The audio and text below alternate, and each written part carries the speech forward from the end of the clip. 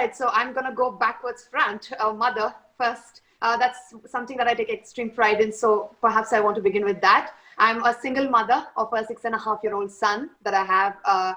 His name is Arun. And like most boys, absolutely naughty. So that part of my life is actually very strenuous.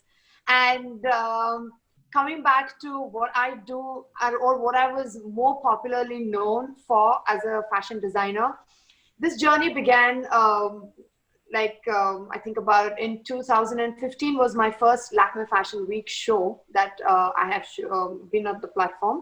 And of course, it started off really great because it was at a very, very early stage of my career, and much unexpected that I could crack through it at a very, very early stage.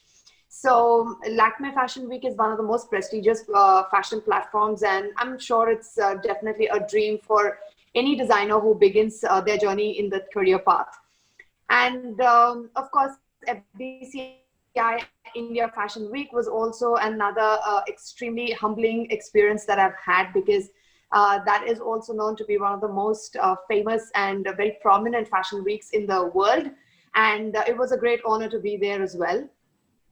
And where do I start? So I have done literally perhaps all the courses except for MBBS and law, maybe, thankfully, because they need some serious dedication. But yes, I have done my business marketing. I have done my MCET, I've not done my engineering, but I've started off with an MPC. And then I have done my degree, which was BCom marketing specialty. And then I did my fashion designing. I think I kind of tried my hands on pretty much everything.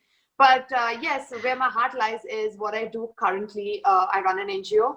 So that's, I think, something that I'm extremely passionate about. Perhaps it would be safe for me to say more than the fashion industry that I'm in. All right, but you began in the fashion industry. So how did you know that design was your calling? Can you tell us a little more about what brought you to that? If I'm allowed to make a little bit of a joke, but you know how they call it? Of course. How they say it's feel free, the platform is all yours. How they say it's an accidental prime minister. I should be titled the accidental designer.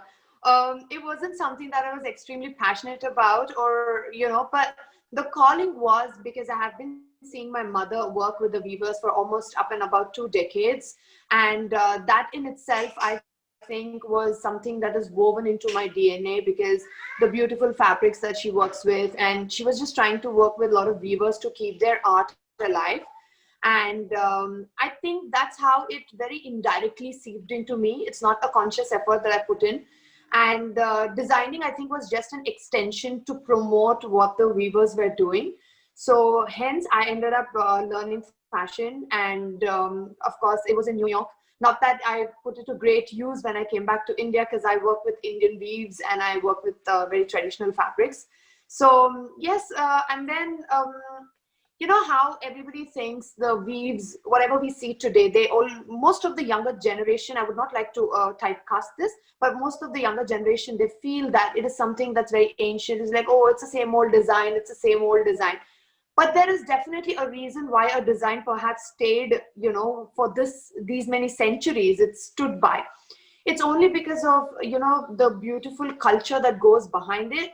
And the story, once we know the story, we realize that there is so much more than it just being a fabric.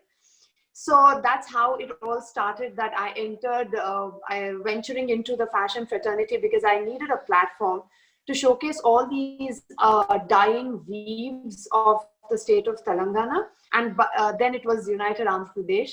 But yes, we work relentlessly on these fabrics, because we want to promote them as much as we can, so the weavers don't run out of business.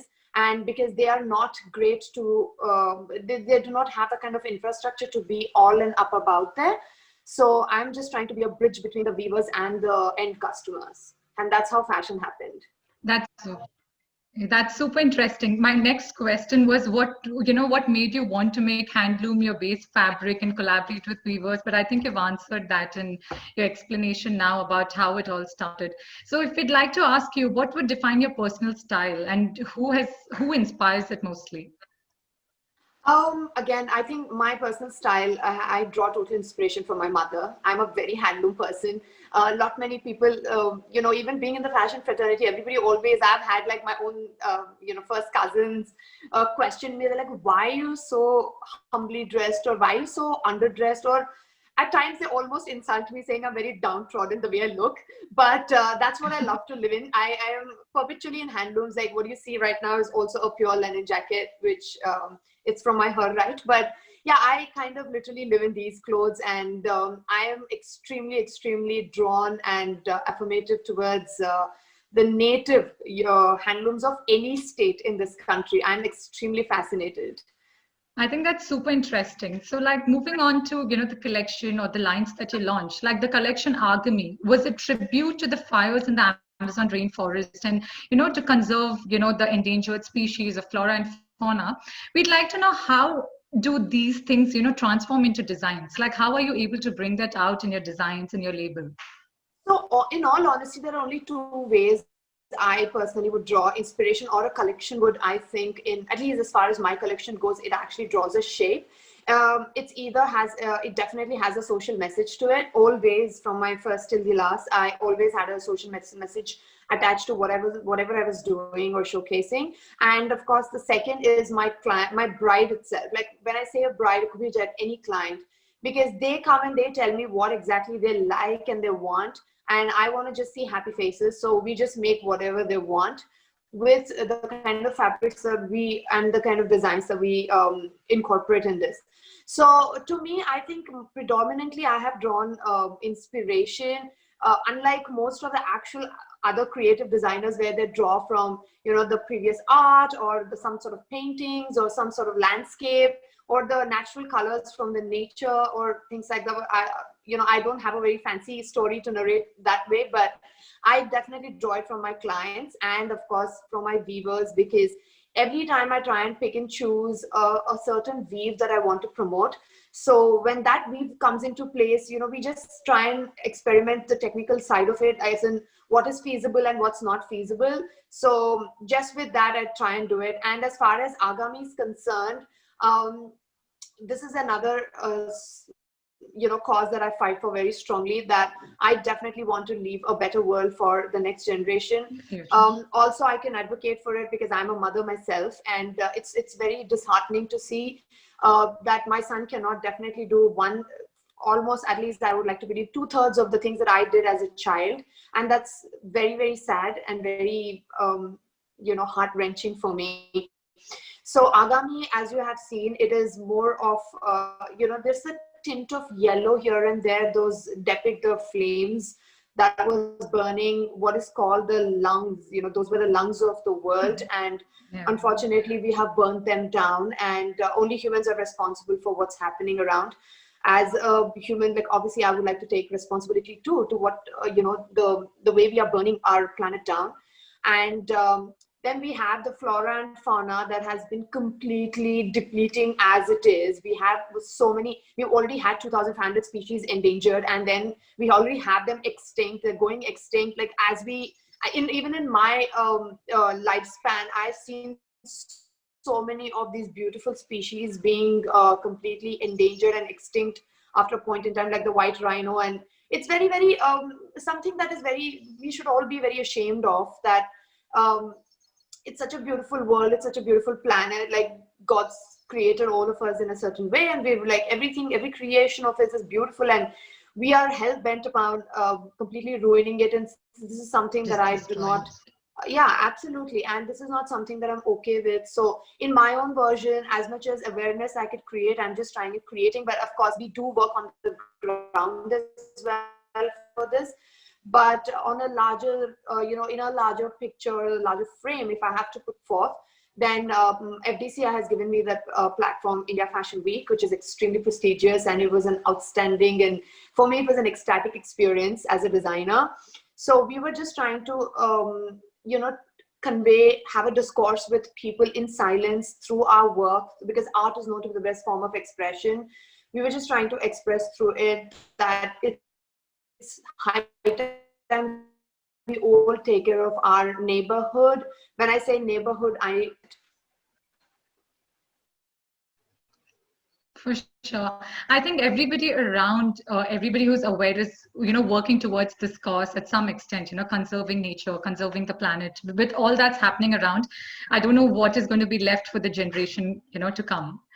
So a little bit about how is it different in working, for fashion today than when you started? Like, do you see a starking change in how things are going now, or buyer preferences, or anything, or designs, whatever? Okay, so I'm someone who's known to be very vociferous. I'm extremely vocal about what I think. So this could go good or this could go bad, but I'm just gonna still go ahead and say it. Fashion today has become more commercial than an art. So which is something that's very disturbing for people like us who have started almost like a decade ago. I wouldn't like to say a decade, but at least like from the time we have taken up fashion, it was a very different story. Everybody came there because they had the skill to do, and it was so the competition was very healthy, and the talent is incredible, and I would not write it off. Even today we have incredible talent. It's just that the commercial aspects, when they kick in, they're almost overpowering. I'm sure the whole country even today is seeing the kind of fights that are going on media, whether it's a nepotism or whether it's playing foul. So unfortunately, that does exist in every industry, and I only see it going. It's just taking a steeper leap right now in the fashion fraternity, which is something for me. I would always like to call art also being endangered. So that is one part of it where I'm sure there is still space for great talent, but it's just that we need now ways to maneuver through it. So that's one part of it. And as far as the second part of it, like you rightfully mentioned, today sustainable is gaining so much more traction, perhaps because of all the other education that we are having, like the global warming, or your industrial waste, or even if it's for the matter of fact your pollution, the cancer that you're developing, the all kinds of all sorts of diseases that mankind is today facing. So everybody's liking to move towards sustainable, whether it's with your food, whether it's with your clothes, whether it's with your living. Many more people I know, and of course me myself also, we were trying to move as sustainable as possible, which is great, because that is the only way I would like to believe that we can revive, if not obviously Get back to what. create a new planet. The only way we can actually revive whatever we are left with, and perhaps multiply that. So as far as afforestation is concerned, so many more people today know about it, and they're being even if it's like Greta, like a child like her can speak out so loud and clear, and the world is listening. So for me, that in itself is a great winning, that there are ears to listen. And sustainability, as far as human clothing is concerned, when I say sustainable, it's not just the way of pattern making is concerned. It's not just the design or the flow of it, but it's predominantly your fabric. What kind of fabrics are you using? Whether they're organic, whether they're biodegradable, more importantly. So it's, a lot of people do think that sustainable fashion means like just a piece of a kaftan in cotton or something like that. No, not necessarily. Like what I'm wearing right now, like if you could just see, it's like it's a bomber jacket, and it is sustainable fashion. So fashion, like sustainability can go extremely fashionable. It's just that you need to just hunt for the right things. And I would just urge not many more younger generation or younger designers to come on board to perhaps apply their creativity to fabrics which are handloom, or which, even if they're power loom, at least let them be natural fabrics and not your polyfibers and not your synthetics, because those are the actual reasons why our plant's going for a toss. That's definitely very rightly mentioned. So, what has been your biggest entrepreneurial challenge when you try to send out this message through your designs or through your business? So, what is the biggest challenge that you've faced? Of course, the biggest challenge is you will never see big money. So that is something which I don't think lot many more people will be consciously wanting to happen. But I would like to urge, it's just a matter of time. You will all make it there, but just don't find for a shortcut, because shortcuts what's ruining our lives and our generations in general, I would like to believe, because everybody's jumping ships, everybody's jumping ideas, like everything is so short lived and short sustained. So when we are talking about sustainability, I think it all starts in our heads and our hearts, that we do need to develop some sort of patience, which unfortunately I see lacking in today's generation, and it is not something that we should all be proud of. So sustainability as far as entrepreneurship, or in this particular industry, if you're talking about, of course we have faced this a lot, and I still face it, because lot many more people come to me and they all have mocked me, in fact, saying, you're the only one who doesn't make money, you're the only one who doesn't increase her prices, you're the only one who's this, who's that, and you're the only one who's sticking to handlooms. How does it matter? You should experiment, like you should grow. As a brand, you are renowned right now, and now is the time to commercialize it and all. But you know where I stand, like this is where I am. I do not intend on doing any of that, because I started this for a particular reason. This is not something which is my bread and butter, but it's a bread and butter for a lot many more people who have high hopes on us, and that I cannot crush. So I would like to continue to stick to this, no matter who increases the prices or who is going to call couture expensive. In all honesty, couture is not that expensive as it seems to be. It's just because of a lot of middlemen involved in it, whether it's the designers, whether it's the middle suppliers, whether it's your vendors. These profits add up to a lot more. Your multi-designer stores, of course, even they have to run their business, so I'm not finding fault with any of this. But if we consciously can put in an effort to not aim at extremely skyrocketing profits, I really don't see a reason why couture should be that expensive, because we make couture, and it's not, I don't think it's touching the sky right now. I mean, hats off to you, Divya. It takes real guts to do what you're doing. Okay. My next question to you is like, how do you want men and women to feel when they wear your designs or your clothing? What sense of, or what feelings do you want them to experience? Honestly, like I haven't, like I mentioned earlier, the only feeling I've had, the only intention I had behind doing whatever I'm doing is this: I just want my clients to be happy, and at the same time I want my viewers to be happy. Because if they stop doing what they're doing right now, then even that's going to be extinct. So my whole journey, or my whole run, is to save that. So as far as a Divya Reddy bride or a groom or a client is concerned, it is literally we are making what they want from us. So I would just want them to be a little more conscious once they see what we are doing. And please, please, please, I would urge everybody to also participate in conserving this planet, because it really needs everyone's hand in it. I think you've inspired all of us to think on those lines. And there's a lot of consciousness now that everybody's trying to create about, preserving the nature, preserving the environment and everything. So when people like you speak out, or be it any big celebrity or any designer, I think that really gets us thinking that where we're going wrong, or how can we start in our own small way at home, or, around. In your own small way. So I will just tell you out of my own experience, I still have only 4 pairs of denim. Whether somebody wants to believe this or not, they can ransack my wardrobe. You will be stunned to see I have just 4 pairs of denim, out of which one is from my university. That means it's almost like 15 years ago. 15 years back. So I don't know, maybe I'm just also blessed with great genes my grandmother's gifted us. But if you can fit into something that's old, I think you should. There is no reason why we should dispose. But the better way of looking at it is, once you start buying what is original. When I say original, I mean to say like the real fabric. I'm talking about your handlooms. Even if it's a power loom, if it's a natural fabric, they don't tend to get spoiled very easily. I'm sure you will agree with me when I say your grandmother's sari can be recycled, your mother's sari can be recycled, but what about your t-shirt? Of course, like I think fast fashion as a concept itself just doesn't like make sense in the long run. That's it. You can wear it today because you get it for cheaper. You wear it like so it doesn't really help anybody in the long run. Yes, and if you're looking at statistics from 2002 to 2020, our consumption for clothing has increased 400%. So imagine, like, we have gone from like a 0 to 400 garments. So if it's an increase of 400%, then we know how much are we buying extra and how much are we disposing extra. For sure. Because there is only X amount of space in your wardrobe. So you buy that quick and you dispose that quick. Your t-shirts don't even last you for more than like 3 wears.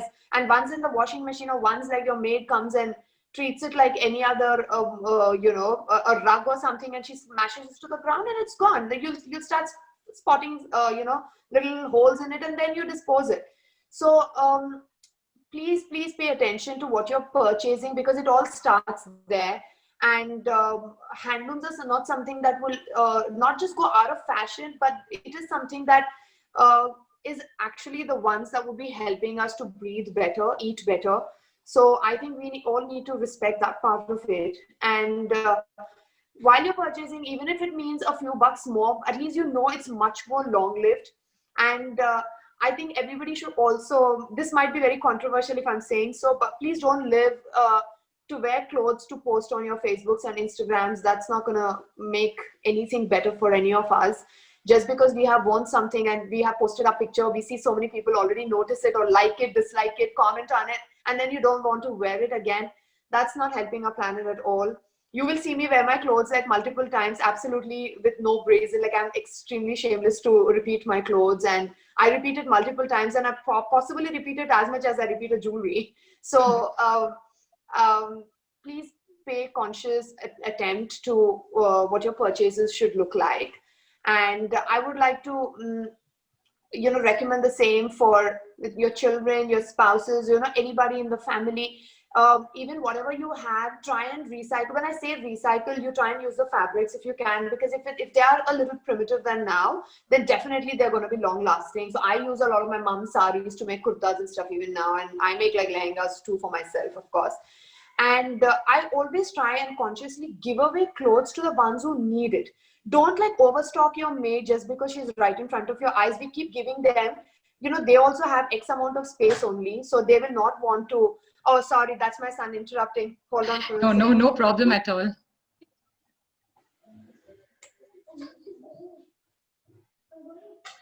Okay, please go wherever. That's okay. I'm so sorry. No, no, no worries. I actually thought I locked the door, but No, that's completely okay. At least we get to see him too.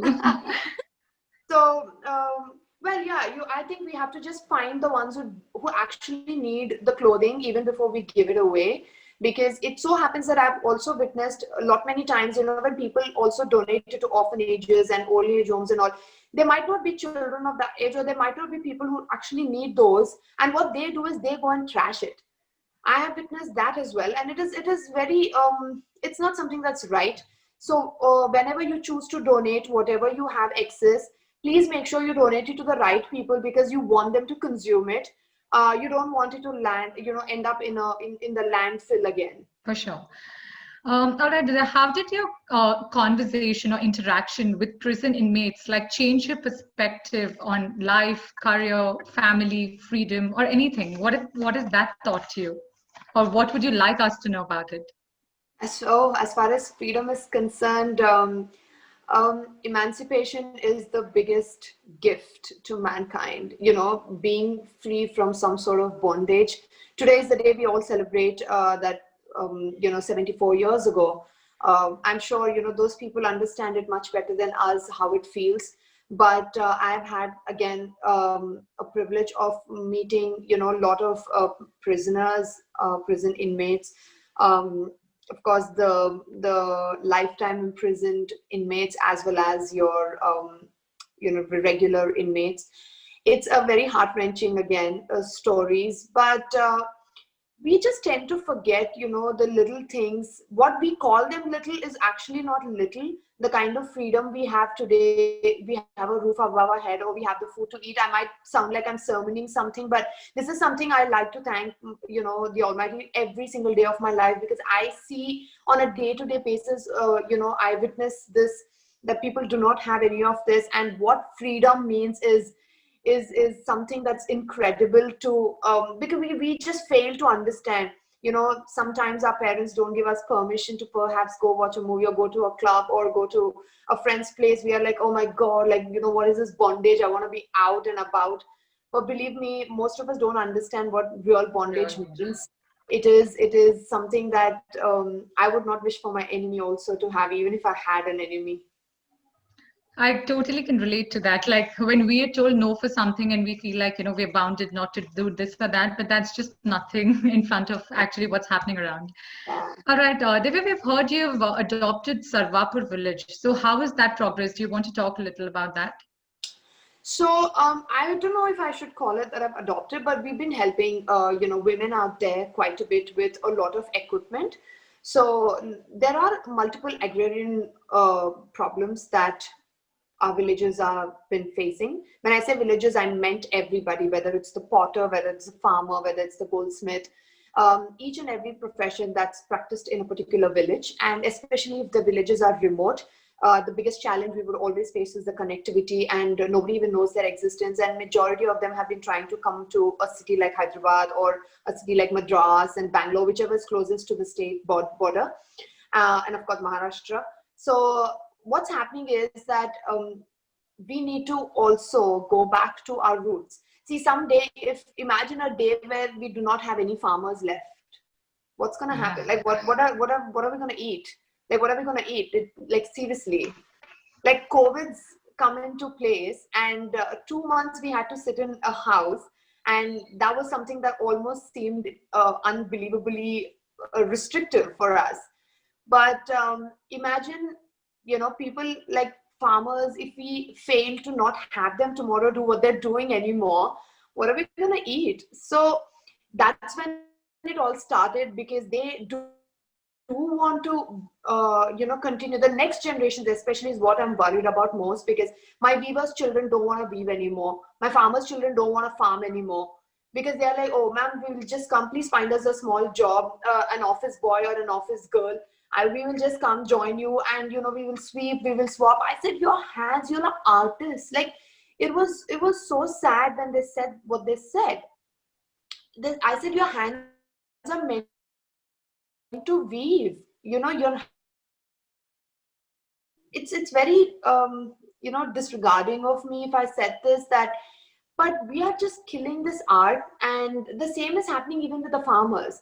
So a lot many more people do not, because they don't get the right amount for their produce, they do not get the right wages. They just simply want to give up on all this and just come to city, and they feel that they're just going to go and perhaps work in an office or work in someone's house as a maid. So when we realized this about a hamlet, which is almost about 4 hours from Hyderabad, so I kind of felt Mhm. like, because they were very enthusiastic about continuing what they're farming.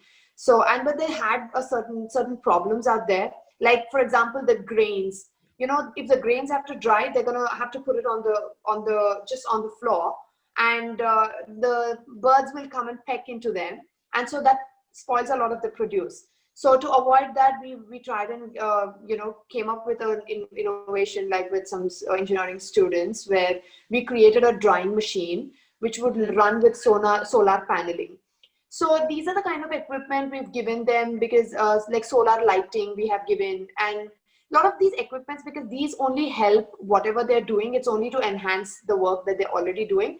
But as far as the particular hamlet is concerned, I think we are pretty satisfied with what we've done. Hopefully, we'll be able to spread our wings furthermore in that I think particular. that's great work, Divya. Like, there are hardly people who think like you, or who support or actually give the due importance to these kind of jobs that people are doing, be it farming or weaving, because I think these jobs, they just don't get the due importance. And once we don't have farmers, we don't have weavers, then we'll realize what we've lost. So I think it's very, very important to encourage that talent, and make sure that that talent is recognized all over.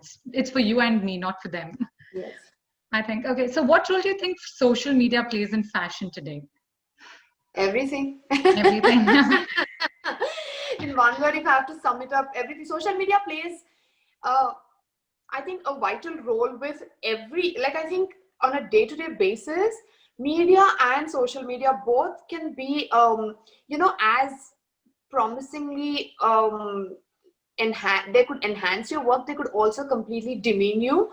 So social media and media is very scary for me, at least, because it could go either ways of the spectrum. You could either completely hit the sky, or you're completely at the rock bottom with it. But I would like to add the word responsibility to it. Whether it's your media or your social media, I think whatever content is going to be put up there should be consciously done, and somebody has to take responsibility for it. It's just very unfortunate today. We have free access to it, and we just put up whatever we want to put up. There is no thought process going into it. There is no responsibility. There is nobody that we can hold responsible for if something goes wrong. Unfortunately, there are no critics to it. There's no censor board to it. So Right. it is a very scary place. For me, it's a very scary place. Perhaps it's done great good as bad it has also done. So social media, of course, plays a very vital role. There is no argument about it. Mm. I mean, I'm sure the way business used to happen when you started versus how it happens now, I think it's changed a lot of things, like the way you sell or your customer reach. There's a lot of pros and cons as well. Like I know biggest of designers like Sabyasachi, they've had to put their posts down because of, content that was not supported by people. I mean, I'm not sure if you know about that exact incident or when it Right. happened, but you know what I mean. And the biggest brands like Cartier, Bulgari, they've all had, issues with inappropriate content posting on social media and then having to rectify it and apologize to the public. So I think what you're saying is right. You need to be extremely conscious when you're promoting yourself, your brand, or anything on social media. Right. Okay, so moving on, would you like to tell us about some hurdles that you faced in your personal life? I think you've had some your own set of challenges there. Would you want to talk about that to our audience today? Oh, sure. So, all right. So I was married away almost 10 years ago. And like most women who first get married at a very young age, perhaps will not know what's, under the rug for them. And as much child I was with my parents, is extremely protective. My father's still very possessive, and now that I live with them, he still thinks I'm 12. So he literally treats me and my son the same way. So it is that kind of a background that I come from, and I got married away, and which was not something that was actually prepared as well. I wanted to pursue my career furthermore, but my parents thought that was the best decision. And like most parents, everybody wants good for the children.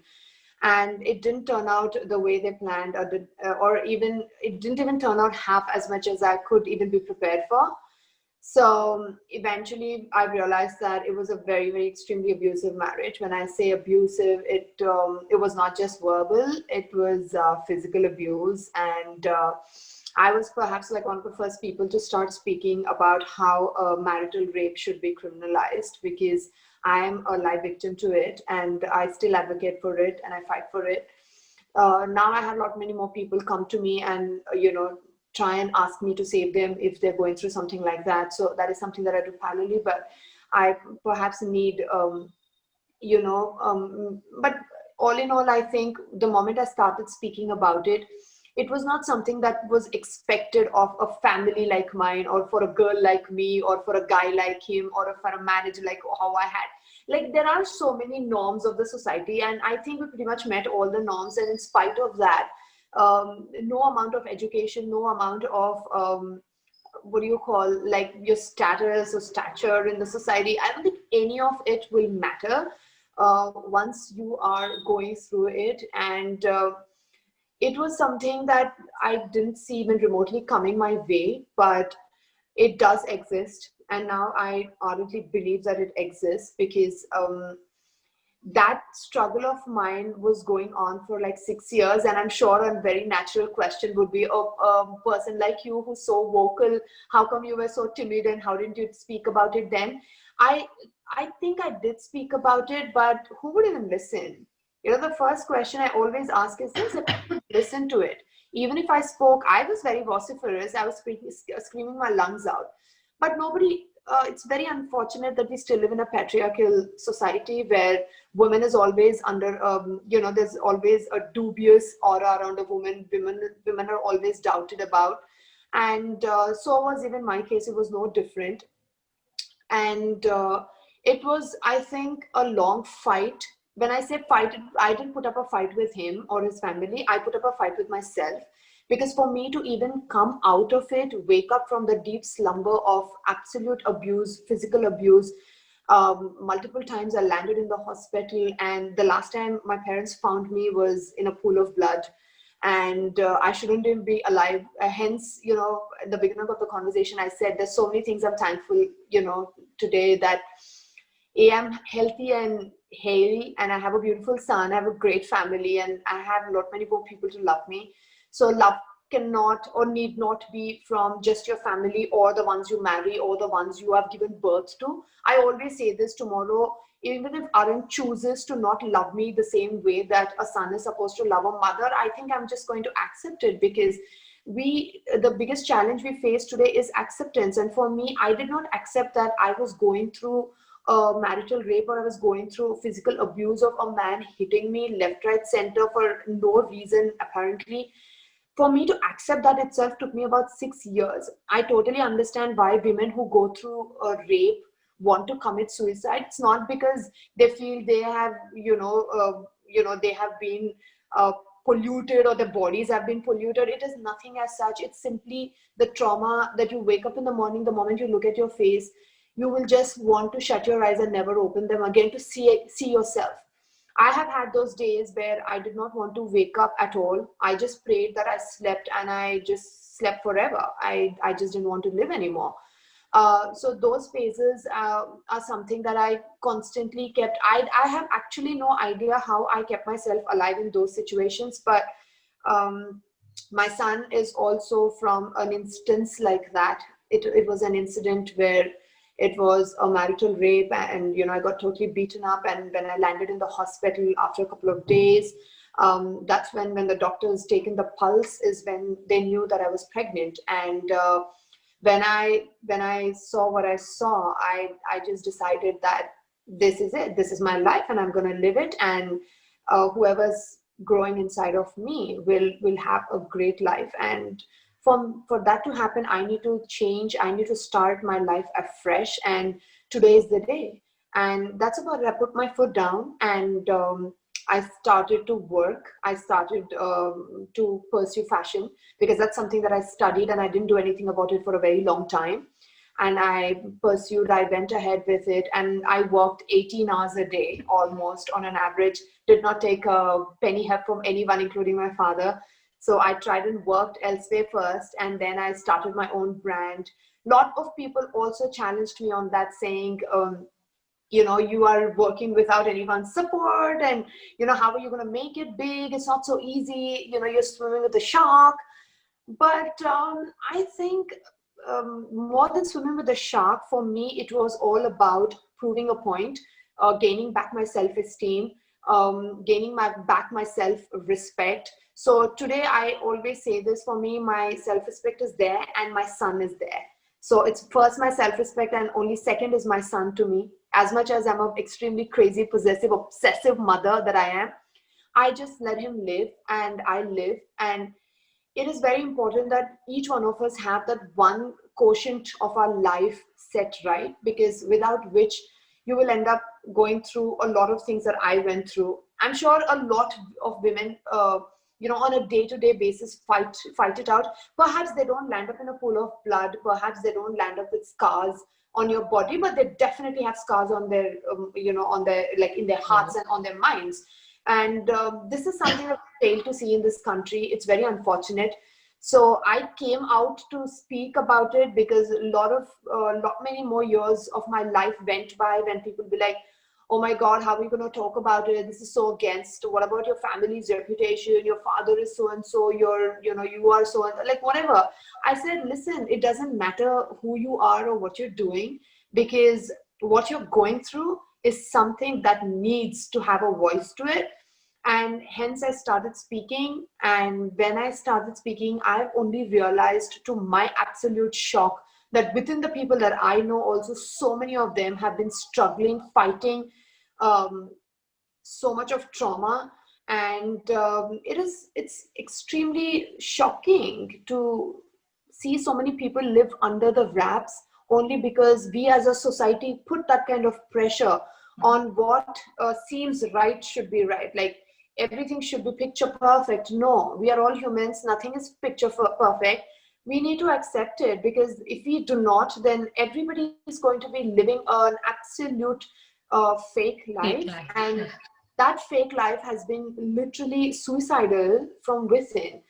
I know so many people who are so unhappy and their faces give it away. No amount of makeups or no amount of brands on your body is going to cover that up. So just coming out in the open, why now? Now I speak because now people are willing to listen. Now there is a certain amount of faith to what I talk, because now Divya Reddy can't lie. It's very sad that you have to be a certain person to, you know, Become gain this person. faith, to gain the faith of people. Recently I had an interview with Radio City, and even he asked me, the anchor asked me the same question. He said, oh, why didn't you speak then? Why are you speaking now? I said, I spoke then as well. It's just that you didn't listen. You choose to listen now because today I'm a Divya Reddy. Yeah, So of today course. you want to listen. So you're listening. It's up to your choice.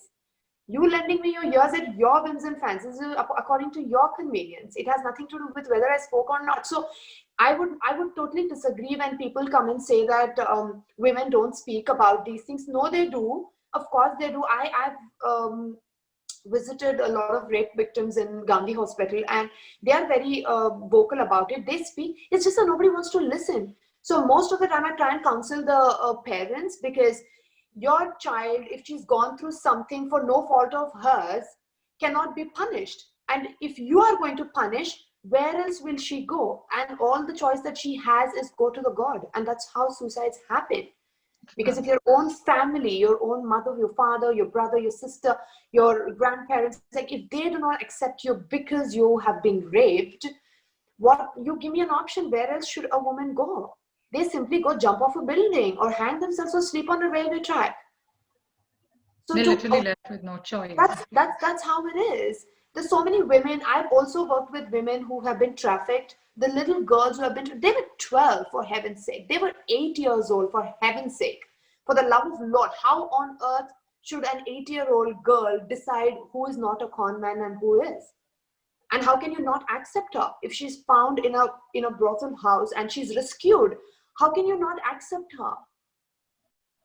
So these are the norms that I think the society has laid for us to believe, unfortunately. And this is what I want to break. When I speak about emancipation, for me this is emancipation, that we break through all these thought processes, because nobody's life is perfect, and let me assure you on that, no one's life is perfect. As great as it looks, It's it's on fine. social media. Yes, on social media you have a million filters to do whatever you've got to do. So it is not what it seems to be. And I would not want people, especially the current generation, the next generation, to get carried away just because somebody else bought some things, just because somebody else went somewhere, just because somebody else.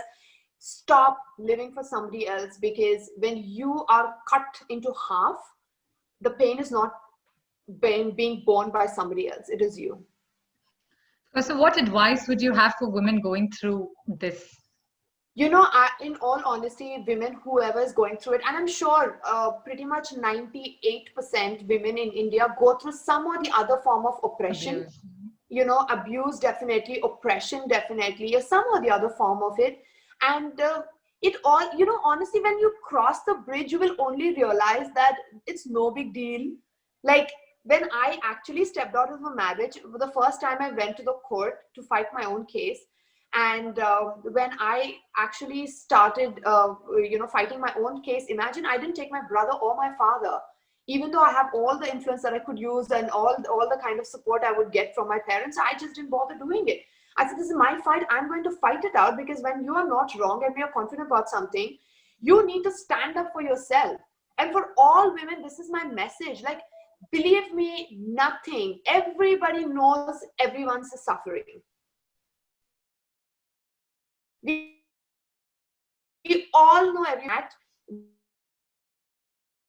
There is no reason why you should live and die like this. And there is no reason why you should live for anybody, including your spouse and your children. I would like to be very loud and clear about it, as controversial I might sound right now. But only if you are healthy, your child is going to be healthy. Today, whoever sees my son, they all come back and say, oh my God, Divya, you're so lucky, the kind of son you have, the kind of child. He's so well-behaved, he's such a happy kid, he listens to you, da, da, da. I said, listen, all this comes with a lot of training. He wasn't born like this. It's all about what I teach him. I never taught him to be worried about what another person has to say about his happiness. Hence that child is happy because he does what makes him happy. So I mean, I yeah, yeah, go on. I think it is very important that we decide, no matter what kind of bags we wear or what cars we get off from, what kind of a house we live in, what jewelry we wear, what dresses we.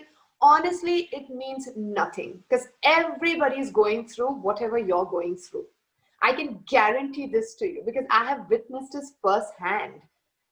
And only when I crossed that bridge did I realize that we give importance to such unnecessary rubbish in our lives. I said, where is it all taking you? My question is that where is it even landing you?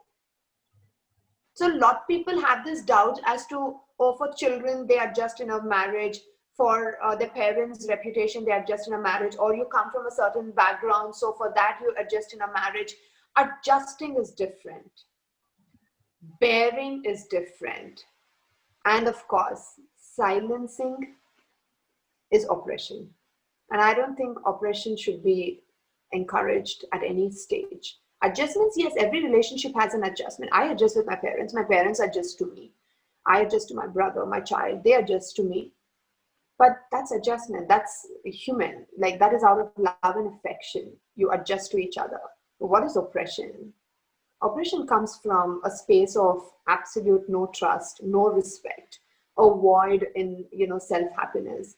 And oppression comes when everything else is dead. Of course. I mean, thank you so much, Divya, for opening up about this. I mean, it takes real courage. And, being a woman, a young woman, I've heard stories, I've heard so many forums fighting for this, but people being vocal about their story like this, it takes real courage. So thank you so much for that.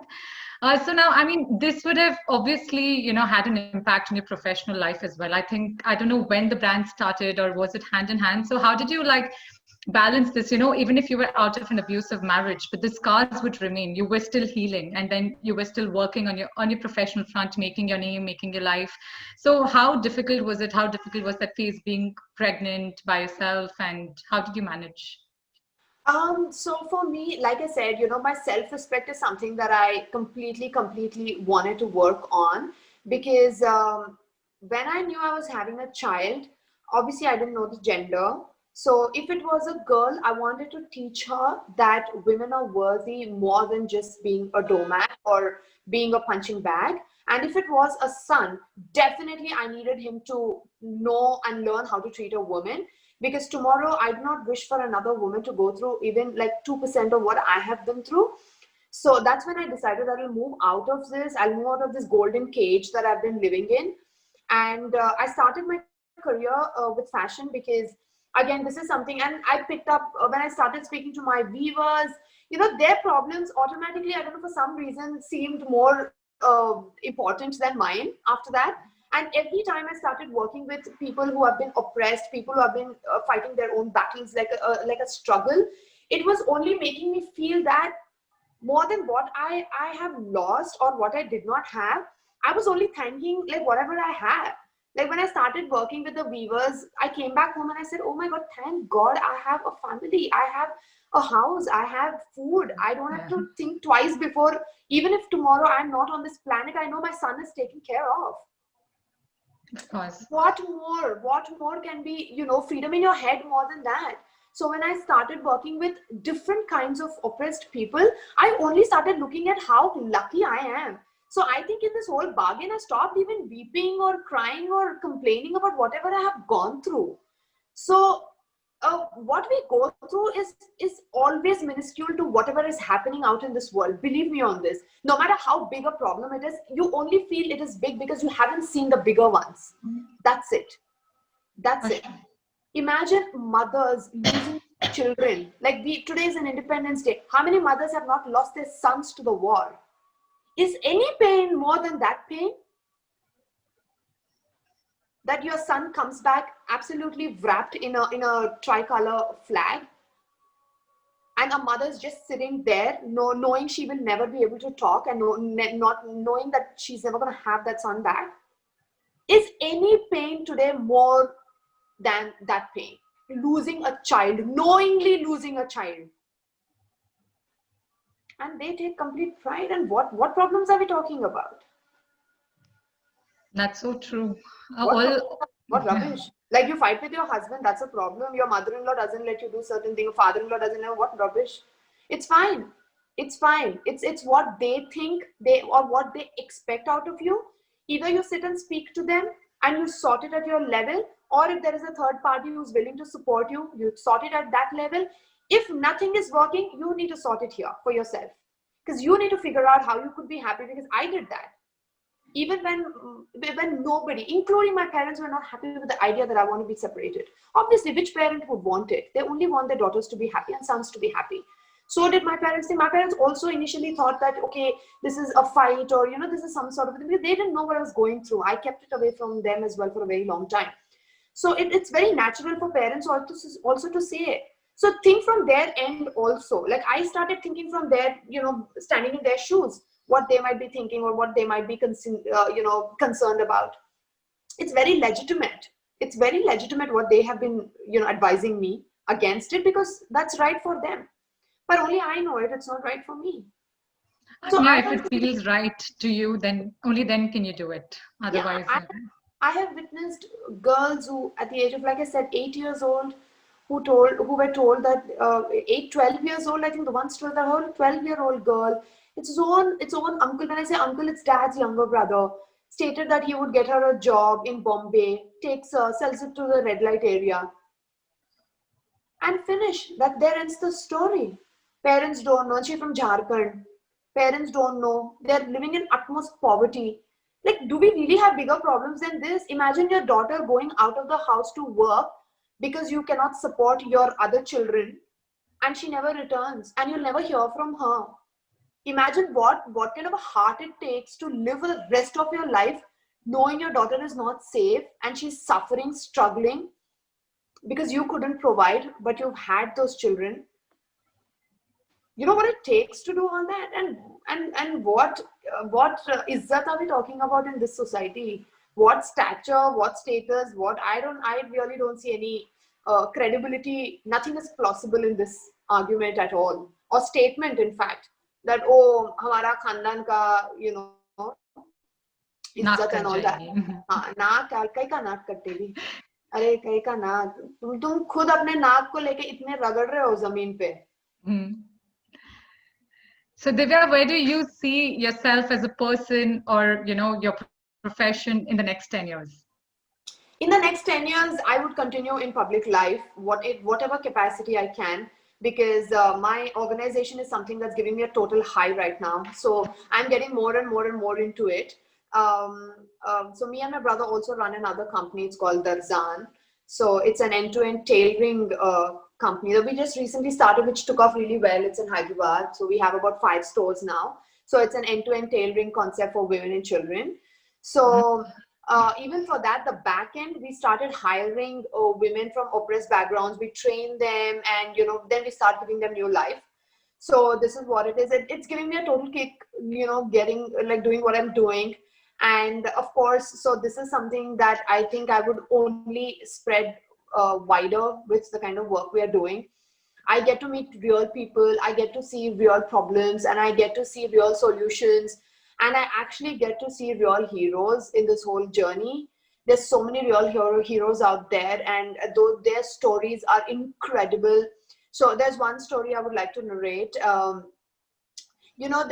So I work with the prison inmates. I specifically picked up lifetime imprisoned women, because I know they cannot come out, and I just wanted to work with them because they are all there because either they have committed the crime, or they have been accused, and or they've just been accused of the crime, but they have been they've been serving their time in the prison because they did not have the money to prove themselves innocent, because they couldn't hire a lawyer, and they couldn't fight the case. So I have met these women. So currently I work with almost 60 to 70 women that I pick and chose out of the 250 women that we have in Chanchalguda jail. So this is called the special prison for women inmates. So what we've done is I've deployed my team there. So they go every day, they train them, they skill, they upskill them, and then we make the products and we sell them on platforms. So the website will be up and running perhaps in another month, because there are some technical glitches that we're working on.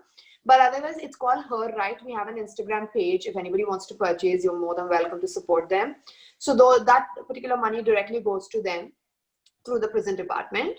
So what happened there is, initially I was very skeptical. Everybody's like, why would you go to the jail? And, what is this? Why are you going to the prison? That to Chenchalguda, it's a central jail. Isn't it very intimidating to get there? And I said, no, they're normal people. It's very surprising when I say this, but they are more normal than you and me. They're very, very regular people. So majority of them are serving their time for a murder. And the statistics say that 75% of them have murdered the husbands. And of course, a few here and there with a lot of other crimes. And then, or they're charged for drugs, drug peddling, drug use, drug abuse, and stuff like that, drug smuggling and stuff like that. So these are the two kind of people that are serving their lifetime right now. And when I started working with them, initially it was so difficult to gain their trust.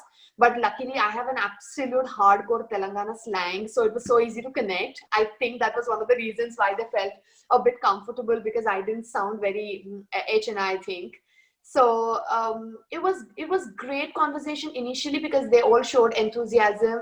And so this was one story that when there was this one lady who's almost like a manager for me over there, because she kind of looks after the entire work and the project. And she's perhaps in her mid 50s, I think up and about mid 50s, very enthusiastic. She's such an elderly lady and so respected, I mean, amongst the prison inmates. So one day, I don't know what got into her, and she said, ma'am, you've never asked me why I'm here. I said, that's none of my business, and lot many people will not want to talk about that, because we are trying to run these programs for them to forget the dark past. So I didn't want to poke that side of, the emotion and relive the whole experience again. So I said, you want to tell me? She's like, yeah, if you want to know, I want to tell you. I haven't spoken about this since the time I've come here. And she's been there for almost 12 years or something.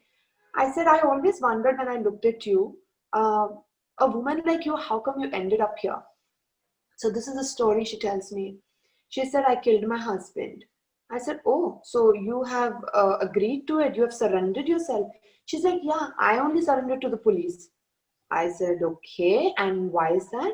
He's like, madam, like in their village, everybody's a drunkard. Like they drink these cheap liquors or whatever. So everybody's a drunkard. She was actually okay with that. She's like, no, my husband used to get drunk, come and beat me and fight with me and all. I was okay. So imagine where we are starting. Like for her, it was a normal day that her husband would just drink this cheap liquor, come and beat the hell out of her, and it's an okay day, right? It's a normal day for her. So the life was going smooth according to her. So, and then one day I said, okay, then like killing someone is not something that would instantaneously come. Like how can you kill someone? And then she's like, madam, so it was one of those days that he drank. So he would drink, obviously he was drunk. He comes home. He had a huge fight with his wife. And he had the audacity to walk forward to rape the daughter. Now tell me, what would any woman in her place should do? I'm not saying murdering is a right thing that she's done. It is, of course, a crime in the eyes of law. You have gone against the judiciary system, so hence you're serving. But what would one do? Like I sat down to think, I said, what else should one do? Like, would I do anything different? And then I asked her, I said, okay, so you have killed him. She said, yes, madam, I didn't know what to do. There was a sickle, because she's a farmer. There was a sickle. I took that and I slashed. I said, but if you just slash him once, like she's a puny little lady. I said, how come he died? He said, no, madam, I made sure he died. So I stabbed him till he was dead, because I don't have the kind of money to again treat him and, sit at home and serve him. Because if I don't go to my work even one single day, I won't be able to feed my children. She has 3 children or 4 children as far as I remember. I just forgot the number. She says, so I made sure that he's dead so that I don't have that extra expense. Imagine a woman thinking all this while she's killing someone. And now I asked her, I said, oh, and so now you're happy. She's like, she taught me this big lesson in life, you know. She said, Madam, all men are, I can't use the word, but let's say beep. Let's just beep the word. All right. All men are beep. But today I'm very happy because at least it's not the father. She said, my daughter is not safe anywhere. You think my daughter is safe today? No, she's not. I'm sure there's so many other men who are like, you know, hunting. They're like eagles looking at my daughter. But at least it shouldn't be the father. Father. So imagine how low our bars are set for safety, that we are simply happy that if a father is not raping the daughter. Like, what can be more disgusting than this? What can be more, I don't know, like, I don't know. And we all are blessed with great families. And what are we complaining? Imagine a woman who's been through that, serving, and she still wears a smile. She runs and comes when I go. She's super happy, elated to see me. And she's enthusiastic about working. I And mean, we it is. talk about getting depressed because we didn't get to celebrate our birthday in 2020 because COVID decided to teach us a lesson. Like I've heard some people crib that they couldn't celebrate their birthday, or a limited edition of something they wanted and there was no stock and they're depressed. I said, how can anybody be depressed with these things? Please, somebody enlighten me on this. Or maybe I don't know if I have seen, you know, this side of life that I feel it is extremely silly of us to lose our emotions to something as petty as a bag or a shoe. What I would want to tell is this, you know, my message would be like, do not waste your emotions. They're very expensive. They're your emotions. That's what makes the person that you are. Don't waste it on some sort of, you know, some person who spoke negative about you, or just because you had a little tiff with someone, or you didn't exactly purchase what you wanted to purchase, or you know, the weather is gloomy tonight today and you didn't, you know, you didn't get to attend a wedding, or just not. Don't look at it, because your emotions are very, very expensive. Don't just waste it on petty trivial things like these. I mean, Divya, thank you so much for enlightening us and actually telling us, how little our problems are. Like, this session has been super inspiring. There are so many, messages on our chat box as well, where everybody is like, we have goosebumps after listening to Divya. And, this is such an inspiration for all of us here. So thank you very much. And I have a quick round just to lighten the mood a bit. We have 5 questions where we'd like you to give us one word that you'd, answer, which resonates the best for you for these questions. So describe your journey of entrepreneurship in a word. In a word, entrepreneurship. Yeah. One word. Respectful. Nice. The mother that you are. Perhaps you should ask my son that, but So what do you think about it? Possessive? I think I'm a great father and a mediocre mother. Okay. And the feeling of providing someone an individual and like a sustainable livelihood. Sorry, I didn't get it. Sorry. The feeling that you get when you're providing an individual a sustainable livelihood. High. The viewers or anybody. Ecstatically high. Like, I live for that. Like, that's my drug. That's my drug. And how would you describe the feeling of a Divya Reddy bride? Like, how would they win? Divya Reddy bride is typically who she wants to be. Like I said, I am a chameleon. I go according to the bride what they want. So a Divya Reddy bride is exactly what she envisions herself to be. All right. And lastly, give us one quote that you swear by. If there's one, or you can tell us your most favorite one. A lot of I think a lot of quotes that I probably say are perhaps my favorite. I'm just giving myself too much credit on this, but my favorite quote, like I always say this to people, I never had a plan B. I only have a plan A. If it fails, so for example, if I have to reach a particular target, let's say there are 10 holes, like loopholes in it, because of which I failed. The next time I try, there'll be 9 holes. The next time I try, it'll become 8, 7, 6, 5, 4, 3, 2, 1. When you've covered all the loopholes, you have no other way but to succeed. I've never in my life had a plan B. I never said, okay, if this doesn't work, I will do this. No. Why won't it work? Why didn't it work? I will still continue to work on it. So I've never had a plan B. I only work on plan A. So if you really want something, there shouldn't be a plan B. I mean, that is a very, very, very intuitive thought. Like everybody says you should have a plan B. What if you fail and all of that? But, like That you way you're said, if always you preparing for failure. Like I failure, think exactly. when you have a plan B, that means you're preparing for failure more than addressing how to be a successful story. Because you're already scared of, okay, if I fail, okay, if this doesn't work, then I'll do this. If this doesn't work, then I'll do this. That way it'll never work. I mean, according to me. I mean, Maybe because you're mentally prepared that it might not work. So, you maybe correct. don't put your 100% effort to Yeah, make you it don't. work as well. Yes, you definitely don't. Yeah. You definitely don't. But when there is no other way except this, you will work towards it. You will figure out a way how to do it. The very famous Thomas Alva Edison story. 99 times apparently he tried and he failed, and 100th time the bulb lit. So I think that's how it works. Of course. Thank you so much, Divya. Like we are so, so thrilled to have you here and answer all your questions. So now I'd like to ask our viewers if they have Yes, any questions. We could probably answer yes, a couple of them. absolutely. Uh, I would love to. yeah, I'm just seeing go. We Divya, have hi. yeah. I'm Okay, Tripti. all I'm right. joining in from USA. Can I quickly request, is it possible that whoever's speaking can turn on their camera? Because I would love to see who I'm talking to. Can you not see Tripti's camera? Like she's That's No. me. no, her I'm video is raising my on. hand.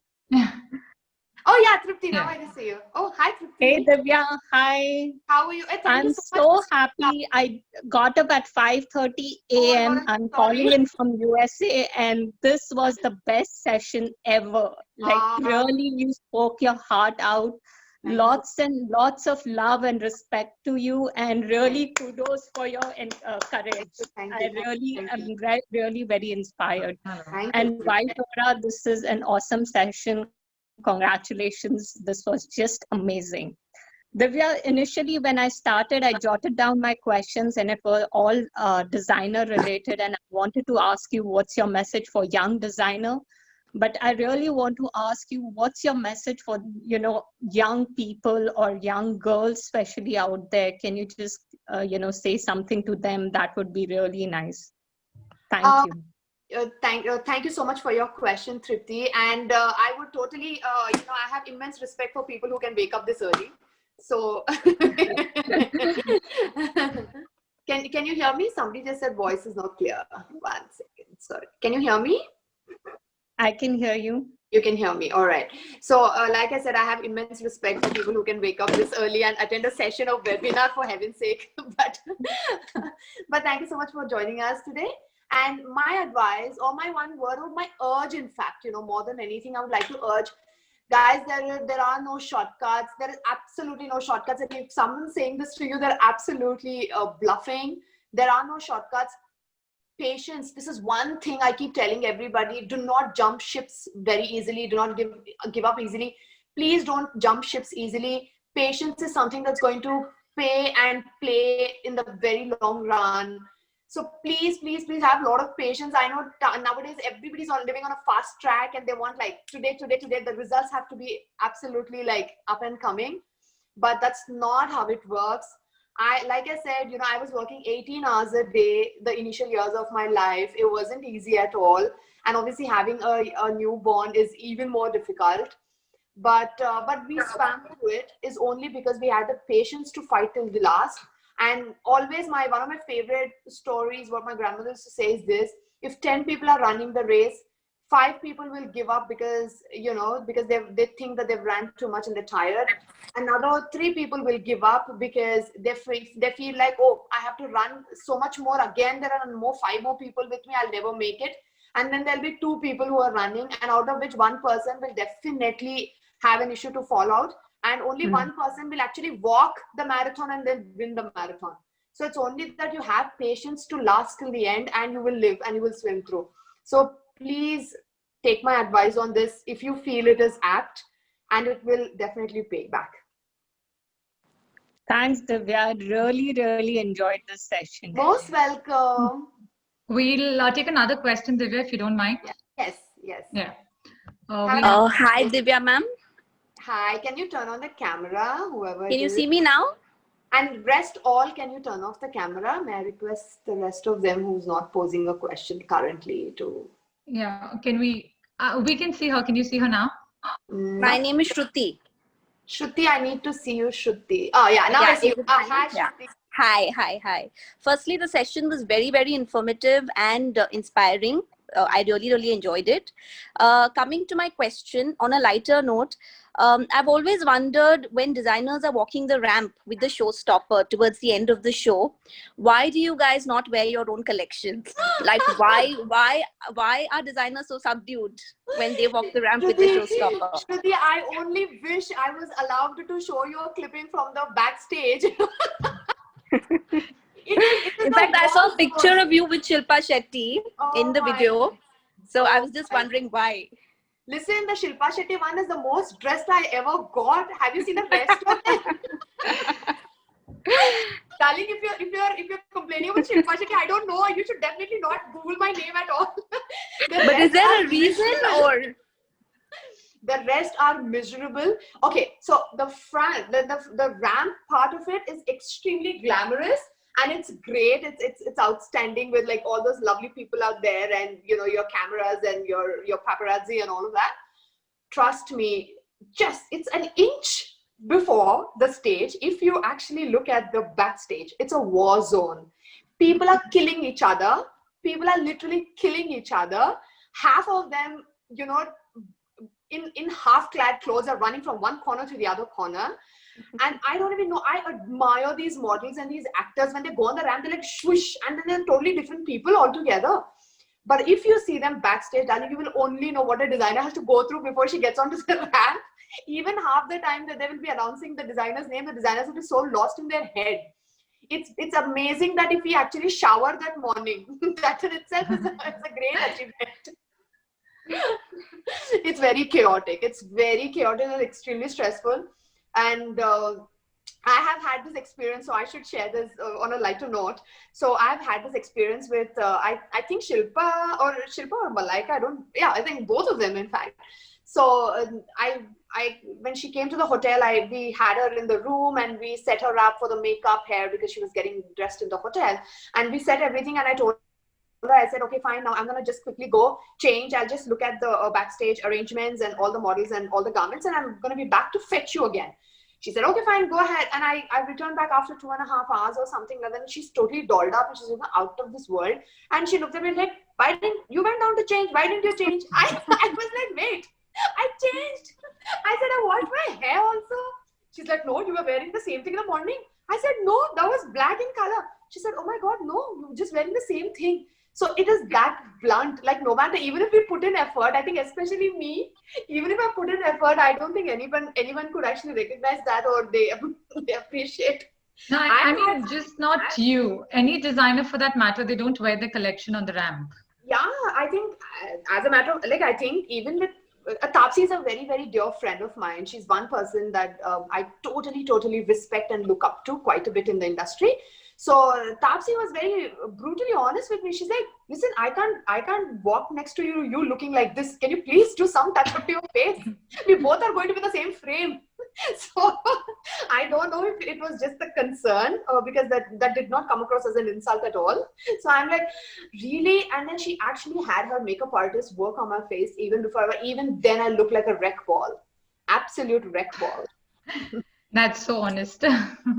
Thank you so much for the answer, Divya. So now I get to know the reality behind. Very good. All right, now over to the founders of the White Aura for what they have to say about the session. And I think my questions are done here. Divya, thank you so much. Thank you so much for hosting me. Thank you so much. It was a pleasure. I felt like I'm talking to a friend, and it didn't feel like I'm talking to you for the first time. So thank you very much. Thank you so much. Sure, everybody enjoyed the session. You can see the comments in the chat later. I'm going to go back and check those because I was busy looking at my face. Of course, of course. That's why. All right. Thank you. Thank you so much. Next page. Hi, Divya. We are flooded with the chat, and everybody is so happy and so fully inspired by listening to you. So thank you so much. And for our first session, we couldn't find a better speaker than you, and you really have inspired and motivated us a lot. My pleasure. So we would like to thank Divya Reddy for believing in the white aura and encouraging us throughout. She was so prompt to all our questions. Your presence has built our confidence and audience for sure. Your thoughtfulness is a gift we will always treasure. May all efforts be repaid to you in a good fortune. Thank you so much for the wonderful job you do. You bring positive aura around you and inspire all of us to work towards the society. This has been so inspiring and so much of learning. Thank you so much. Thank you, Divya. Thank you. Yeah. From the bottom of my heart, I would like to thank everybody who's joined in today.